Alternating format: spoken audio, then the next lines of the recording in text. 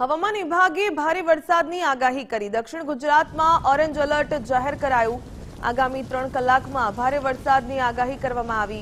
સુરત, નવસારી, વલસાડમાં ભારે વરસાદની આગાહી। દાદરા નગર હવેલીમાં પણ ભારે વરસાદની આગાહી કરવામાં આવી। તો દક્ષિણ ગુજરાતમાં ઓરેન્જ એલર્ટ જાહેર કરવામાં આવ્યું। હવામાન વિભાગે ભારે વરસાદની આગાહી કરી। દક્ષિણ ગુજરાતમાં આગામી 3 કલાકમાં ભારે વરસાદ થઈ શકે। સુરત, નવસારી, વલસાડમાં ભારે વરસાદની આગાહી કરવામાં આવી। તો દાદરા નગર હવેલીમાં પણ ભારે વરસાદની આગાહી કરાઈ। તો મીડિયાના માધ્યમથી સમજવાનો પ્રયાસ કરીએ। સહયોગી હેતવી આપણી સાથે જોડાયા છે। હેતવી, હવામાન વિભાગે ભારે વરસાદની આગાહી કરી છે। કયા કયા વિસ્તારોમાં વરસાદ ખાબકી શકે?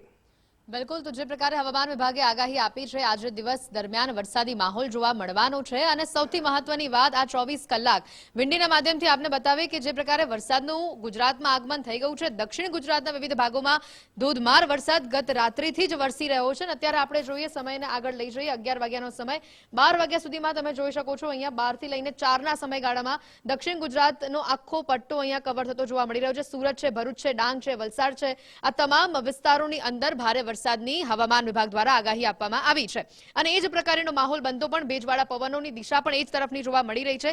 4 વાગ્યા સુધીમાં સુરત, ભરૂચ, ડાંગ અને વલસાડ, આ 4 એવા જિલ્લાઓ છે કે જેની અંદર વધુ વરસાદ આપણને જોવા મળશે। પવનની ગતિ પણ જોવા મળશે, એટલે કે ખેડૂતો જે વરસાદની રાહ જોઈ રહ્યા હતા એ પ્રકારનો માહોલ અહીંયા ચોક્કસથી બનતો જોવા મળી રહ્યો છે। વિંડી પણ આપણને એ જ બતાવી રહ્યું છે।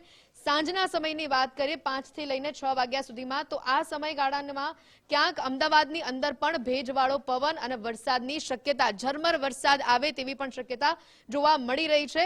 આ દક્ષિણ ગુજરાતથી લઈને મધ્ય ગુજરાતના વિવિધ જિલ્લાઓની અંદર વરસાદી માહોલ બનતો જોવા મળી રહ્યો છે।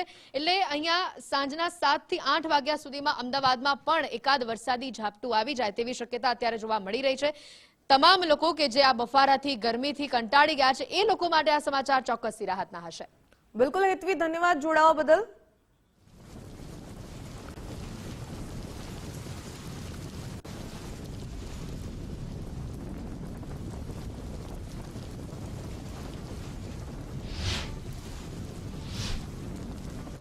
તો જે પ્રકારે કહી શકાય કે દક્ષિણ ગુજરાત અને સૌરાષ્ટ્રમાં વરસાદનું આગમન થયું છે। નવસારી, સુરત, અમરેલી, ગીર સોમનાથ અને વલસાડમાં મેઘરાજાની એન્ટ્રી થઈ છે। રાજુલા, જાફરાબાદ, ઉના પંથકમાં પણ વરસાદ વરસ્યો।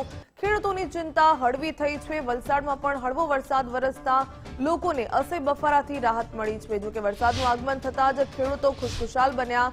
સુરતની વાત કરીએ તો સુરત જિલ્લામાં પણ મેઘરાજાની તોફાની એન્ટ્રી। સર્વત્ર પાણી જ પાણી થઈ ગયું। મોડી રાતથી શરૂ થયેલા મુશળધાર વરસાદને કારણે ઓલપાડ, કામરેજ, માંગરોળ અને માંડવી પંથક જળબંબાકાર જોવા મળ્યું। શહેરના ઉધના, નવસારી રોડ પર વરસાદી પાણી ભરાતા વાહન ચાલકોને મુશ્કેલીનો સામનો કરવો પડી રહ્યો છે। કીમ નજીક આવેલા ફિરદોસ શોપિંગ સેન્ટરમાં પણ પાણી ઘૂસી જતા દુકાનદારોની હાલત કફોડી બની।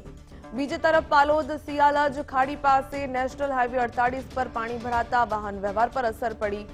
બારડોલી, કડોદરા અંડરપાસમાં પાણી ભરાઈ જવાથી નાના વાહનોની અવરજવર પર પ્રતિબંધ મુકાયો। પ્રથમ વરસાદમાં જ મનપાની પ્રી મોન્સૂન કામગીરીની પોલ ખુલી ગઈ। ઠેર ઠેર ભરાયેલા વરસાદી પાણીને લીધે જનજીવન અસ્તવ્યસ્ત થઈ ગયું અને વાહન ચાલકોને પારાવાર મુશ્કેલીનો સામનો કરવો પડી રહ્યો